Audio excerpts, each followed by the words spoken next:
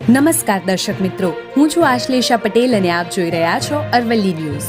અરવલ્લી જિલ્લાના મોડાસા નજીક આવેલા સાકરિયા ગામના તળાવ પાસે સવારના સમયે ઇકો ગાડીને માર્ગ અકસ્માત સર્જાયો હતો. ઉજ્જૈનથી ઈડર તાલુકાના પલ્લા ગામ તરફ પરત ફરતો પરિવાર ઇકો ગાડીમાં સફર કરી રહ્યો હતો. દરમિયાન ઇકો ગાડીના ચાલકનું સ્ટીયરિંગ પરથી કાબુ ગુમાવતા ગાડી હાઈવે પરથી સીધી નીચે ઉતરી 100 ફૂટ જેટલા અંતરે પલટી મારીને ખાબકી ગઈ.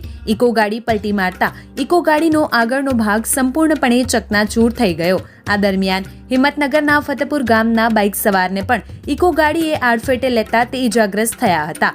તાત્કાલિક 108 એમ્બ્યુલન્સને જાણ કરવામાં આવતા ઇકો ગાડીમાં સવાર ઇજાગ્રસ્તોને તથા ઇજાગ્રસ્ત બાઇક ચાલકને મોડાસાની સાર્વજનિક હોસ્પિટલમાં સારવાર અર્થે ખસેડાયા હતા.